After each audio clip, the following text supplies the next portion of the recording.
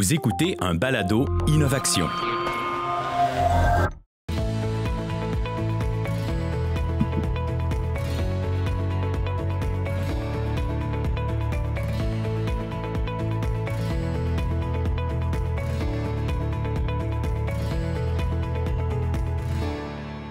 Bon matin à toutes et à tous. On est 2022. Quel plaisir de vous retrouver en ce... On est quoi? On est le 15 février, après la Saint-Valentin. J'espère que vous avez profité de votre Saint-Valentin hier. Alors, je me présente, Cathy Malas. Je dirige le pôle d'innovation et d'intelligence artificielle au CHUM. Donc, re-bienvenue à Innovation Plus, nos entrevues matinales, virtuelles et mensuelles, où je vais à la rencontre de leaders dans le domaine de l'innovation en santé. Les thématiques qu'on aborde sont basées sur notre livre Innovation en santé, réfléchir, agir et valoriser, mais également d'autres produits de connaissances. Je rappelle le concept, je pose 2 questions de tête et 2 questions de cœur. Et cette année, j'ai introduit les questions rapides, questions-réponses rapides, les rapid fire questions. Et je commence avec mes 2 très chers invités. Donc, sans plus tarder, j'aimerais les saluer. Franz Santelimi. Bonjour Franz, merci d'être là. Bonjour Cathy, merci de l'invitation. Non, ça fait plaisir. Et Marina qui est à distance. Bonjour Marina, je vais vous présenter dans quelques secondes. Bonjour Marina, bienvenue parmi nous. Bonjour Cathy, merci d'avoir m'invité aujourd'hui. Merci à vous. Alors, allons-y pour la première question de tête. Mais avant ça, j'aimerais introduire Marina avant de lui poser la première question de tête. Donc, Marina a découvert sa passion pour... Marina, elle est présidente directrice générale de AI-Fred. Elle a découvert sa passion pour l'entrepreneuriat en santé en suivant son déménagement au Québec en 2013, ayant précédemment œuvré à l'étranger chez Novartis, Cadbury, oui, les chocolats, et le cabinet de conseil en gestion Kaiser Associates. Elle a cofondé la jeune pousse pharmaceutique spécialisée Theora Health, avec une sortie réussie en 2015 et a rejoint AI-Fred Health en tant que PDG au début de 2019. Ayant été témoin des problèmes de santé mentale d'un membre de sa famille, elle va nous en parler dans les questions de cœur, Marina est passionnée par la mission d'AI-Fred d'appliquer l'IA comme un outil d'aide à la décision clinique en santé mentale, afin d'améliorer la qualité et l'efficacité des soins et les résultats des traitements pour les patients. En 2021, cette entreprise AI-Fred a remporté la première place en Amérique du Nord et la 2e place au monde lors du Grand Prix IBM Watson AI X Prize avec son modèle d'IA personnalisé pour le traitement de la dépression. Marina, bienvenue parmi nous. Merci beaucoup, Cathy. Ça fait plaisir. Alors, première question de tête, c'est qui est AI-Fred? Qu'est-ce qui vous a amené à lancer cette entreprise? C'est quoi les bénéfices de AI-Fred? AI-Fred est une jeune pousse basée à Montréal et nous avons créé un outil pour améliorer la transmission de soins et l'efficacité des traitements de la santé mentale. Nous avons une plateforme patient professionnelle. Le patient enregistre ses informations sur sa santé comportementale, lesquelles sont ensuite traitées par un algorithme clinique. Et grâce aux résultats obtenus, le professionnel, par exemple l'infirmière, un psychologue, un médecin, peut déterminer le stade de la maladie, suivre son état au fil du temps et mieux cibler les prochaines étapes de traitement. Nous avons créé aussi le module d'IA qui sera disponible après le feu vert de Santé Canada. Et ça, c'est pour aider le médecin pour choisir le traitement personnalisé aux patients individuels. Et les bénéfices de notre outil sont d'améliorer la qualité de soins, l'amélioration de durée des rendez-vous, d'efficacité de soins. Et aussi, la troisième chose, c'est une amélioration de résultats de dépression pour les patients. Puis Marina, vous avez été, ce qui vous a poussé, vous êtes entrepreneur. Hein? La thématique d'aujourd'hui, c'est innovation plus entrepreneuriat. Et tout entrepreneur, ça part d'une histoire personnelle. Donc, qu'est-ce qui vous a amené à sauter dans l'entreprise AI-Fred? C'est une touche personnelle, hein? C'est votre frère qui a souffert de... Très, très personnel. Malheureusement, mon frère souffre de la dépression majeure. Et c'est pour ça que j'ai décidé de joindre l'équipe AFRED il y a 3 ans. J'étais très bien motivée par la mission d'aider les patients avec la dépression de se rétablir plus rapidement. C'est quelque chose qui m'a touchée. C'est une mission très précieuse pour moi, grâce à mon frère. Merci, Marina. Alors, maintenant, je vais introduire Franz pour sa première question de tête. Alors, Franz est entrepreneur, technologue, philanthrope. Franz est actuellement président et chef de l'exploitation chez LeatherTech, qui est un leader dans les solutions de détection environnementale utilisant les microprocesseurs avancés et l'intelligence artificielle pour accélérer le déploiement des véhicules semi-autonomes et autonomes. La vie des citoyens, c'est important et ça le tient à cœur. En plus de ses responsabilités professionnelles, il est chancelier et président de l'Université de Montréal. Il est également cofondateur et président du conseil Groupe 3737, qui est un organisme à but non lucratif qui utilise les technologies et l'innovation pour créer des emplois à haute valeur et accompagner les entrepreneurs issus de la diversité québécoise dans la réalisation et la croissance de leurs projets d'entreprise. Le Groupe 3737 est l'un des plus importants centres d'innovation technologique et de démarrage au Québec avec plus de 20 millions d'investissements en fonds privés pour favoriser l'éclosion de nouvelles start-up et la création d'emplois. Avec 25 années d'expérience, Franz est un expert internationalement reconnu dans le domaine des technologies avancées et l'entrepreneuriat ayant plusieurs brevets, innovations et start-up à son actif. Il siège sur plusieurs conseils et comités, dont le Conseil d'innovation, parce qu'on siège tous les deux sur le Conseil d'innovation du Québec, mais également à l'AQT et d'autres organismes.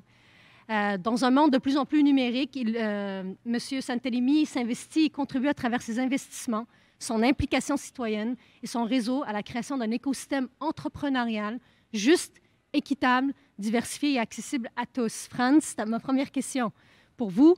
Technologie IA, voiture autonome, vie des citoyens. Pourquoi vous vous êtes intéressé aux technologies Deep Tech? Quelle est la promesse de valeur de ces technologies-là?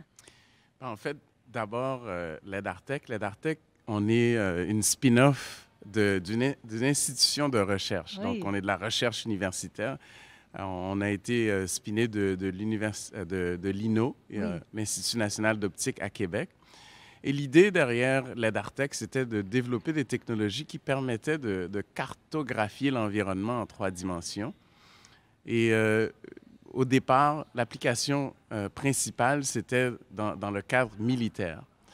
Et bon, au fil des années, l'entreprise s'est repositionnée pour vraiment créer des technologies qui permettraient justement d'augmenter les capacités humaines et contribuer à réduire les accidents de la route, mais surtout aussi à réduire le nombre de décès.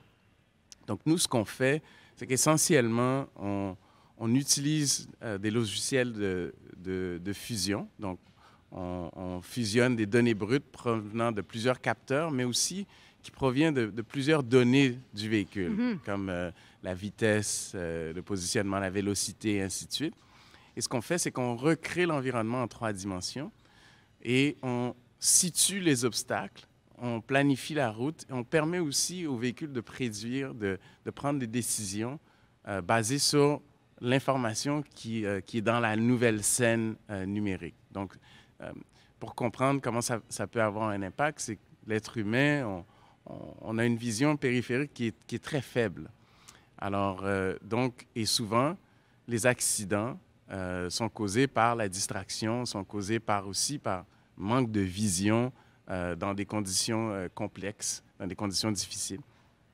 Alors, juste pour situer comment que c'est important, c'est 1,3 million d'habitants qui meurent. Ouais. C'est énorme. Ça, on parle de statistiques dans des pays où est-ce qu'on tient des statistiques, mais c'est 1,3 million. C'est l'équivalent, juste pour mettre ça en contexte, d'un Boeing 737 qui s'écrase à l'heure. C'est incroyable. Imaginez, il y a un Boeing qui s'écrase à chaque année et on panique. Effectivement. Mais il faut juste imaginer dans le contexte s'il y en avait un qui s'écrasait à l'heure. Alors, notre technologie permet d'être intégrée dans les véhicules directement et pour aider justement le conducteur à conduire. Donc, pour moi, ce qui m'a motivé, Oui. c'est la capacité de vraiment résoudre ce problème Ouais. complexe. Mais surtout aussi, je suis de la génération Star Trek, donc les véhicules autonomes, ça C'est m'excite. C'est un de vos films préférés? Ah oui, Oui, tout à fait. c'est ça, super. Alors, Marina, deuxième question de tête pour vous. Comme entrepreneur, le désir le plus profond, c'est d'avoir de l'impact et créer de la valeur. Créer de la valeur pour les patients, dans votre cas. Comment avez-vous confirmé, hein? Comme entrepreneur, il faut confirmer la promesse de valeur. Il faut confirmer que l'innovation crée des bénéfices. Et ça, vous l'avez fait. Comment vous avez réussi à le faire? C'est une question très importante. Nous avons fait des projets pilotes ici à Montréal avec 2 hôpitaux pour raffiner l'outil et assurer l'adaptation aux besoins des utilisateurs. Nous avons fait des études approfondies pour faciliter l'utilisation et faisabilité. Et nous avons utilisé l'outil dans divers environnements. Par exemple, nous avons testé l'outil en première ligne dans le cadre de COVID. C'est très important de confirmer la valeur de notre outil. Pouvez-vous me donner une mesure, Marina? Pouvez-vous me donner un exemple d'impact que vous avez mesuré? Oui, bien sûr. Par exemple, nous avons la durée des rendez-vous significativement réduite. Par exemple, moins de 50% de la durée standard de visite où l'outil est utilisé. Notre exemple, l'amélioration notable des résultats de dépression des patients, le nombre de patients qui ont atteint un niveau minimal de symptômes était 7 fois plus élevé quand l'outil est utilisé. Merci beaucoup de ce partage, Marina. C'est vraiment des résultats fort intéressants et je salue, parce que je sais que ça vous tient à cœur comme entreprise de confirmer cette promesse de valeur-là et vous l'avez faite avec les cliniciens et avec la première ligne, donc je salue la démarche. Merci pour ce partage. Fran, pour la deuxième question de tête. Vous êtes passé d'une trentaine d'employés à 200 employés. Ce n'est pas rien comme croissance. Et la valorisation de l'entreprise est passée de 100 millions à 1 milliard. Au-delà de ces chiffres, vous avez créé des richesses économiques et sociales. Pouvez-vous nous partager 2 exemples concrets de ces richesses économiques et sociales? Bon, d'abord, ce qu'on crée ici au Québec, ça reste. Effectivement. Donc, on crée une économie, mais aussi une nouvelle discipline en utilisant l'expertise québécoise qui va rester. Donc, aujourd'hui, nous sommes au-dessus de 250 employés. Nous serons probablement au-dessus de 300 d'ici la fin de l'année. Donc, cette expertise qu'on développe, elle va rester ici, mais elle va créer des petits. Nous, c'est ce qu'on aimerait, c'est que nos employés, éventuellement, qui deviennent aussi, eux aussi, des investisseurs ou des entrepreneurs. Oui. Ah, oui. Donc, au niveau de la société, cette expertise qu'on amène de l'extérieur va s'ancrer ici et va, à travers des collaborations, mais aussi à travers d'autres employeurs, ou employés, pardon, qui vont eux aussi créer à travers ça. Le deuxième point, l'autre point qu'on est très fiers, c'est que nos employés, dans la grande majorité, sont aussi des actionnaires de l'entreprise. Ah, donc, oui. au-dessus de 60% de nos employés possèdent des actions ou des options d'actions dans l'entreprise. Donc, la réussite de l'Aidartech, c'est aussi la réussite des employés. Donc, on est très fiers parce que du moment soit qu'il y ait une émission d'action publique ou si jamais on fait une sortie en bourse, bien, nos employés vont directement bénéficier, en plus des investisseurs québécois qui ont investi, des investisseurs aussi stratégiques. Donc, on est fiers de ça. Puis, j'aimerais en rajouter un troisième. Allez-y. Il est très atypique de voir une entreprise comme l'Aidartech, qui est en deep tech, d'avoir autant d'intérêt mondialement, alors qu'aujourd'hui, nos revenus sont minimes, sont très petits.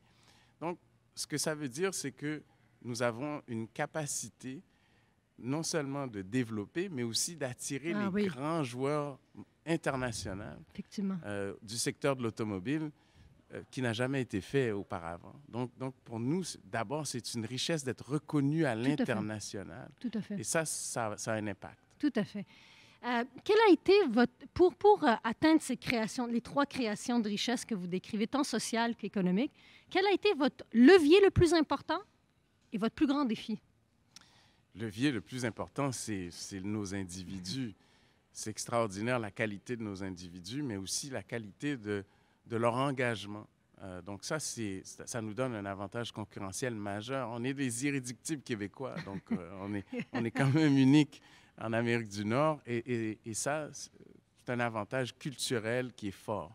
Je dirais l'autre point, c'est aussi la recherche, parce qu'on existe parce qu'il y a la recherche universitaire et parce qu'on a réussi à l'INO non seulement de développer de cette recherche, mais aussi de tourner cette recherche en produit qui est utilisable par des clients. Et le plus grand défi? Le plus grand défi, c'est évidemment le défi humain, parce que on est dans le plein emploi, recruter, c'est complexe. Alors, c'est probablement le plus grand défi, c'est humain. Puis ça, on se rejoint juste avant qu'on commence la session, et on avait un échange avec Dr. Brunet, Franz, M. Santelimi et moi, puis on parlait de l'importance du mieux-être des équipes, des employés, qui est un vecteur essentiel pour le développement de talent puis la création de richesse. Donc, merci d'avoir soulevé ce point-là. Passons aux questions de cœur. Donc, chers participants d'ici et d'ailleurs, vous pouvez commencer à poser vos questions dans le chat. Là, donc, pour les questions de cœur, Marina, étant donné qu'on parle de cœur, on passe toujours à notre langue maternelle. Donc, c'est possible que Marina réponde en anglais. Alors, Marina va probablement répondre aux questions de cœur en anglais. Alors, Marina, vous êtes une entrepreneure engagée. Grâce à votre mère et votre frère, pouvez-vous partager comment ils vous ont inspiré? Thank you, Kathy, with pleasure. My mother founded a charity for children in Chechnya following the war in Chechnya. And this was a topic that she found quite challenging to engage support around, to engage funds around. And once she'd engaged funds and support due to the situation for many years, both the ongoing aftermath of the war itself, but also the political situation that didn't welcome foreign charities, foreign aid into the region, she underwent some very, very dangerous situations in order to be able to deliver the aid that she wanted to the recipients. Children who had been orphaned, children who had been injured, children who had missed out on their education. And that was very inspiring to me to see the passion with which she tackled the topic for the benefit of others, despite many, many obstacles over a very long period of time, long after the rest of the world had lost interest in the topic of Chechnya and the Chechen population. So this was one source of inspiration for me. On the other hand, my brother, as I mentioned, he suffers from major depression. He was 17 when he first became ill. He was 18 by the time we managed to get him treatment, to get him seen. But he was nearly 30 years old by the time we managed to get him stable. There were some very difficult moments, very challenging moments for him as a patient, but also for us as a family, and witnessing everything that he's gone through. And I remain incredibly passionate about ensuring that other patients don't need to suffer in the same way that he did, if there is a way to improve treatment selection for conditions like depression, and then later on other areas of mental health. So, merci pour ce partage, Marina, parce que ce que vous décrivez, c'est vous avez été teinté par le parcours migratoire et la guerre que votre maman a vécue, et par la maladie de votre frère. C'était une de vos motivations, mais puis après, vous avez canalisé ça aussi dans votre parcours quand vous étiez à Londres sur le développement de talent. Tu sais, vous avez focusé sur l'humain. Vous me parlez souvent du talent et de l'entrepreneuriat. Pouvez-vous peut-être élaborer là-dessus? Pourquoi ça vous tient à cœur, cet engagement citoyen pour développer le talent, et comment ça, c'est un vecteur pour l'entrepreneuriat? I think it's very, very important to build as a young company a bank of talent and to share the same mission. To find a team that shares your passion for the mission that you are pursuing as a startup is incredibly important. And I think one of the strengths of the ecosystem here is that bank of talent, bank of education, and bank of really resource that we could marshal toward the mission of AFRAD. Merci Marina. Franz, votre première question de cœur. Donc, vous êtes d'origine haïtienne. Votre mère vous a donné le sens de l'engagement citoyen. Vous avez lancé un incubateur pour les communautés immigrantes. Vous êtes très impliqué auprès des jeunes. J'entends toujours parler de votre nom auprès des jeunes adolescents et à l'université. Pourquoi est-ce important pour vous de vous impliquer socialement? En fait, moi, je crois sincèrement que la réussite, personne ne réussit seul. On est le produit de son environnement. Et plus son environnement est actif dans notre développement, plus on a de chances de réussite. Et j'ai eu la chance de bénéficier justement de ça. Je viens d'une famille qui avait des capacités financières très modestes. Mais par contre, j'étais riche. J'étais riche parce que je ne manquais de rien. Et j'avais un support, que ce soit de mes professeurs, que ce soit des moniteurs, mais aussi des entraîneurs qui m'ont fait vivre des expériences que je n'aurais jamais pu vivre si j'étais seul, si je n'avais pas ce support-là. Et donc aujourd'hui, je suis en position de redonner, de refaire la même chose. Et pour moi, c'était important de redonner parce que ma mère m'a toujours dit que justement, cette réussite confère une responsabilité. C'est la responsabilité de bâtir des ponts et de tendre la main à ceux qui sont les plus vulnérables. Et pour moi, l'entrepreneuriat, c'est un levier social. L'éducation, c'est un autre levier social.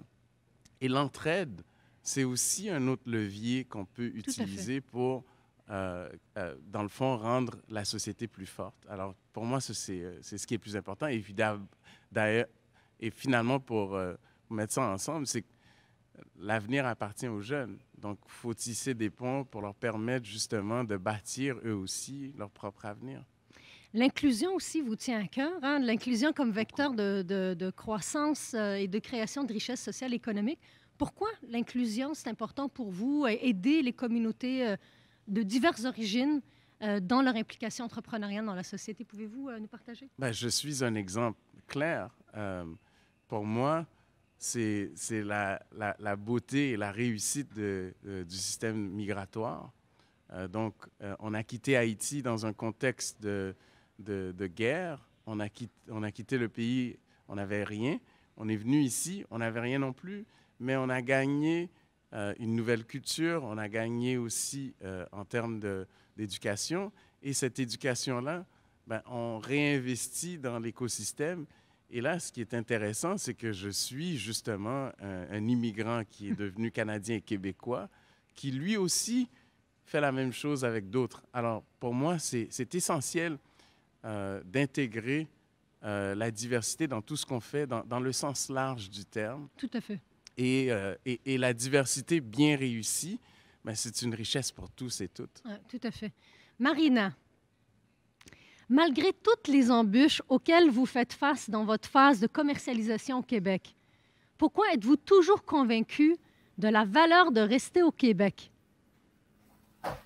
C'est une bonne question. Moi, je suis une Québécoise en formation. En formation? J'aime le Québec. Oui. J'aime le Québec. J'adore la vie ici, l'esprit du Québec. Et pour moi, c'est important de rester ici au Québec because we have a huge opportunity with the population that we have, with the talent that we have in this ecosystem. For me as an entrepreneur in AI, in health, the quality of the talent in Quebec in both these domains is incredible. And I think the position that we hold within North America, the openness to other cultures and to other countries makes Quebec an ideal place to be an entrepreneur, and also with the ecosystem around us to support the efforts of entrepreneurs. And what advice would you give to researchers? Because you also have lots of researchers in your team. You have researchers and you value your research. What advice can you give for a researcher and entrepreneur that faces challenges at the step where you're at in your startup? The first piece is ne lâchez pas. This is a journey. This is a step-by-step process. There will always be challenges along the way. Make sure that you're focused on your mission. Make sure that your mission is where your passion lies. And don't be afraid to ask for help. There are some amazing accelerators here. For example, Santec, District 3, CTS Santé. There's a lot of people around who will very gladly provide help, provide advice, provide support. Use those resources and keep pursuing your dream. Merci, Marina. La question que j'avais posée, excusez-moi, chers membres du public, je l'ai posée en anglais, mais c'était quel conseil Marina donnerait à des entrepreneurs ou chercheurs qui font face aux mêmes obstacles. Donc, merci Marina pour la réponse. Alors, on est quasiment rendu à la période des questions, mais avant ça, alors allons-y pour le concept de Rapid Fire Question, donc question rapide. Donc, je pose une question, Marina et Franz ont 60 secondes pour y répondre. Alors, première question, on y va, question-réponse rapide. Franz, quelle est votre plus grande fierté? Oh, mes enfants et mon épouse. Oh, je suis choyé, je me lève à tous les matins avec le sourire. J'ai une femme extraordinaire, Vicky Joseph. Elle m'a donné 3 enfants qui enrichissent ma vie à tous les jours. Donc, je suis gâté parce que moi, je n'ai pas vécu avec mon père. Alors, l'opportunité d'être avec mes enfants, d'être un bon parent, c'est une opportunité extraordinaire. Deuxième question, toujours pour vous, Franz. Une action clé de société à mettre de l'avant pour avoir le Québec innovant de demain, c'est la question relais de Luc Sirois. Pour moi, c'est simple, ça vient avec la littératie numérique. Donc, tous les enfants, sans exception, accès à l'ordinateur dès l'âge de 4 ans et accès à des outils de programmation, d'idéation. Marina, votre plus grand mentor? Sans doute ma mère. Oh. Je me rappelle souvent ces mots de conseil. Puis une mémoire d'enfance qui vous a forgé? Pour moi, my mother told me once that each of our women for 6 generations was born in a different country.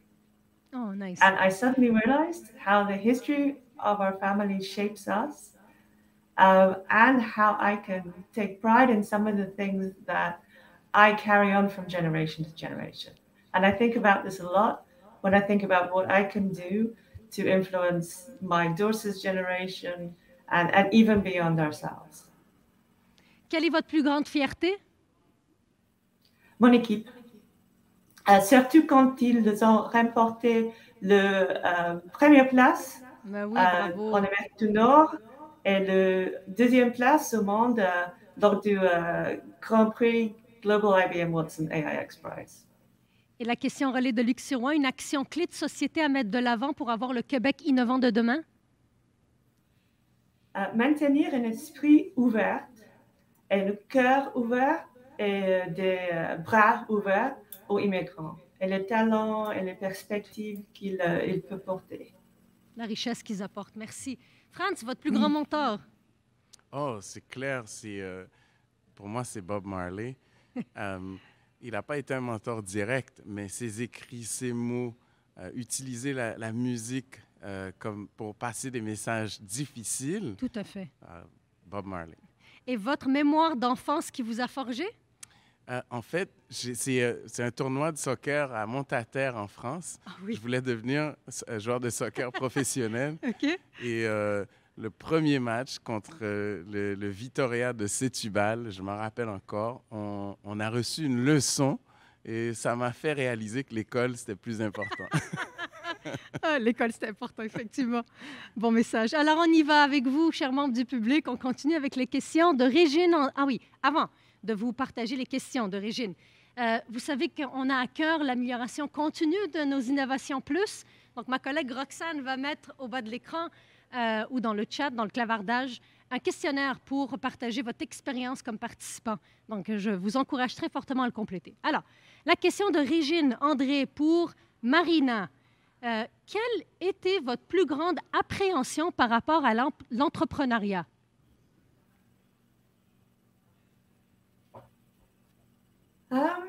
C'est une bonne question. Moi, je voudrais voir l'adoption plus facile des innovations québécoises au Québec. Ça, surtout dans le domaine de la santé, moi, j'espère bien que on va trouver un chemin pour faire ça, parce que je crois qu'une forte adoption ici peut aider les entreprises québécoises d'avoir des fondations solides avant d'agrandir à l'étranger. J'espère qu'on peut trouver une façon pour faire ça. Franz, voulez-vous peut-être répondre à cette question aussi? Ben, en fait, pour moi, c'est la culture francophone et cette culture qu'on est gêné parfois par la réussite. C'est vrai. Donc, moi, ça me faisait peur et ça faisait en sorte que quand j'ai commencé, j'ai débuté dans l'entrepreneuriat, je me cachais. J'avais peur de montrer mon succès parce que j'avais honte de ce que ça voulait dire et de la perception des gens. Donc, notre relation avec le succès et l'argent. Donc, moi, j'avais beaucoup d'appréhension personnellement par rapport à ça. Et comment l'avez-vous surmonté?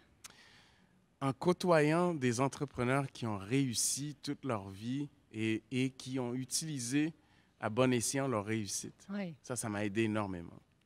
Merci. Deuxième question de Gérardo Castillo. Commentaire. Félicitations à votre intelligence, Marina et Franz. Vous avez tous les trois, donc tous les deux, mais je pense, merci.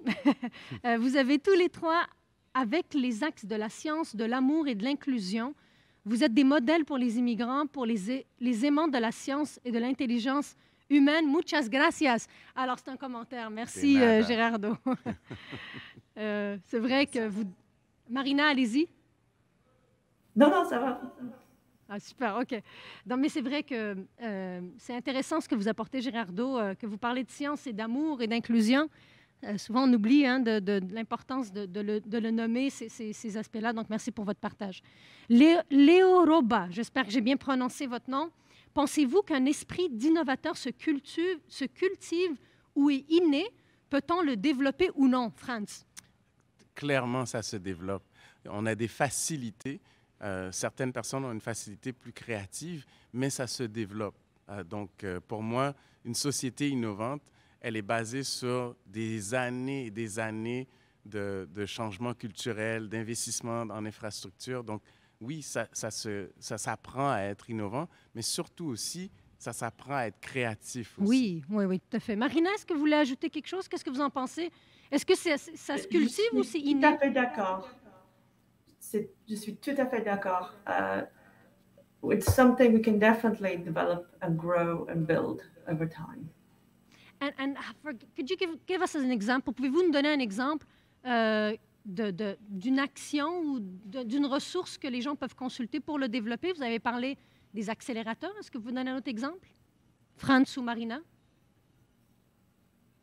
Mais je peux y aller. Oui, Franz. L'art et la culture, excuse-moi Marina, l'art et la culture sont des éléments essentiels d'une société innovante. Donc, souvent, on pense à l'innovation, on pense juste à la technologie, mais l'art et la culture, moi, par exemple, j'ai fait du théâtre, j'ai appris à apprendre à aimer l'art, j'ai aussi appris à aimer l'histoire, à lire.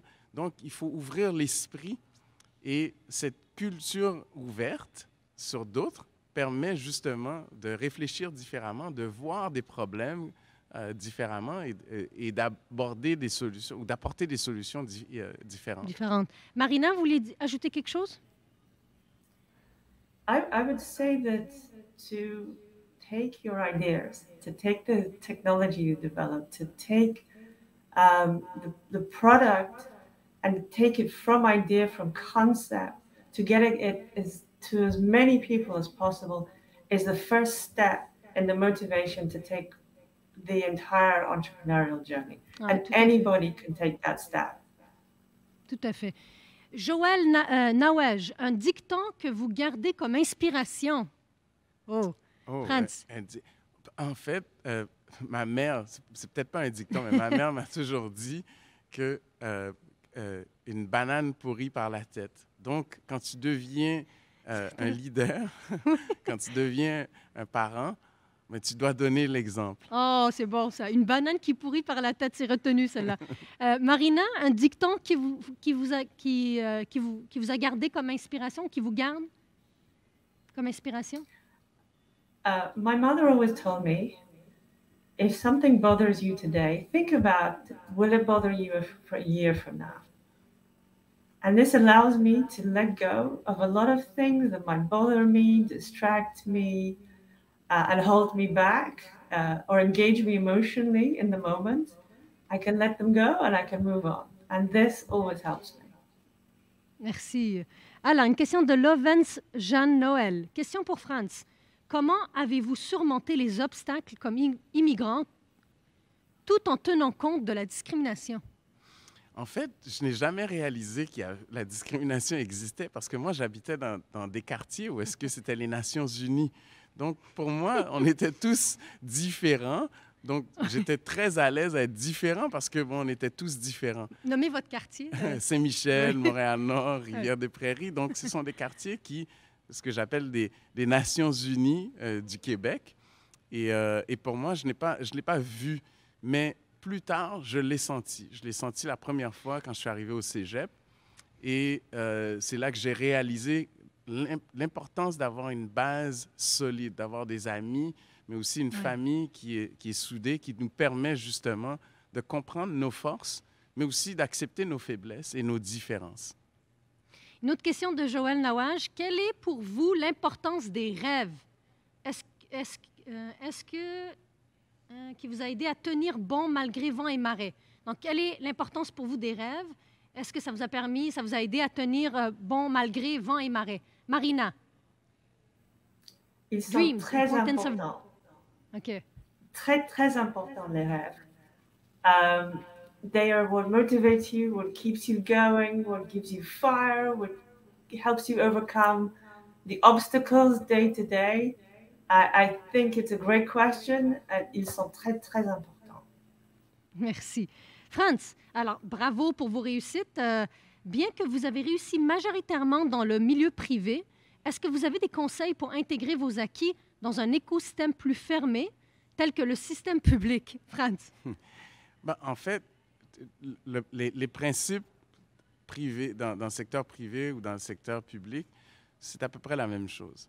D'abord, ça commence par trouver un problème, puis un problème, plus ça touche de gens, que ce soit dans le secteur public ou privé, plus ça a un impact. Donc pour moi, j'ai une capacité à résoudre des problèmes complexes, que ce soit dans le secteur privé ou public. Aujourd'hui, je suis associé au secteur public à l'université en tant que chancelier et président du conseil de l'université.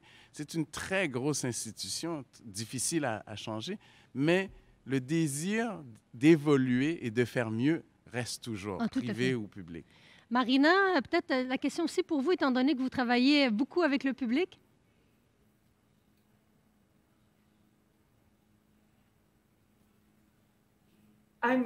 To be honest, I think I would agree with Franz. I don't think I've got much to add to that. Perfect. OK. Merci, Marina. Donc, dernière question de Gerardo Castillo. Merci pour votre commentaire et là, votre question. Quel est votre avis du rôle de la science dans la société de la connaissance actuelle comme outil d'inclusion sociale, Franz? Oh my God, c'est un outil extrêmement important. En fait, nous, notre travail en tant que scientifique, c'est de trouver les façons pour démocratiser l'accès justement aux technologies, à l'innovation pour tout le monde. Donc, pour moi, c'est essentiel de réduire les barrières et rendre ça plus accessible. Et Marina, dernière réponse. Peut-être je vais vous poser la dernière. Quel est un message clé que vous avez pour les innovateurs et les innovatrices qui nous écoutent, Marina? Moi, je crois que c'est le même message qu'avant. Ne lâchez pas. Il y a des gens partout qui veulent vous aider, qui peuvent vous donner des conseils, qui voudraient bien vous soutenir. Cherche les opportunités et profitez bien. Merci, Marina. Franz, mot de la fin, un message clé que vous avez pour les innovatrices et innovateurs qui nous écoutent? D'abord, c'est que la réussite, il y a plusieurs chemins à la réussite. Donc, il n'y a pas une seule définition non plus de la réussite. Ah, tout à fait. Alors, il faut se définir soi-même c'est quoi pour nous ce qui est important en termes de réussite et comprendre que ce n'est pas une ligne droite. Donc, ceux qui réussissent, c'est comme le disait Marina, ils ont osé prendre un risque, Oui. ils sont résilients, n'ont pas peur de l'échec et surtout utilisent justement les opportunités d'échec comme des opportunités de croissance. Ah, super. Puis, la question relais que vous avez pour notre prochaine innovation plus pandémie, 3 années plus tard, on ne vous dévoile pas encore nos invités, mais Franz a une question relais sur cette thématique-là. On fait la projection. Dans 10 ans, le Québec est plus innovant, l'économie va bien, la santé va bien, on a une génération très active et engagée. Comment est-ce qu'on fait pour assurer que les jeunes aujourd'hui qui sont au primaire participent activement, peu importe d'où ils viennent, à cette richesse-là? Oh, bonne question à nos invités du mois d'avril. Merci beaucoup, Franz. Merci, Marina, d'avoir participé à notre Innovation Plus Entrepreneuriat. C'était un plaisir d'échanger avec vous. Moi, j'ai été inspirée. Je suis convaincue que les participants également. Merci encore une fois. Merci. Alors, chers membres, donc, je vous remercie également pour votre présence récurrente dans nos Innovations Plus Entrepreneuriat cette fois-ci. Donc, la rencontre sera disponible dès la semaine prochaine, donc tant le balado que la vidéo et la superbe facilitation graphique de notre artiste préférée, Natalia Tourbina. Merci encore, Natalia, de te rendre disponible pour faciliter graphiquement nos sessions. Le tout sera disponible dès la semaine prochaine sur notre site du CHUM, Innovation Plus. Et ça sera le prochain rendez-vous et Innovation Plus Pandémie, 3 ans plus tard, au mois d'avril. Suivez-nous sur notre site. On va dévoiler la date et les invités très bientôt. Je vous souhaite une excellente journée, une excellente semaine. Au revoir à tous.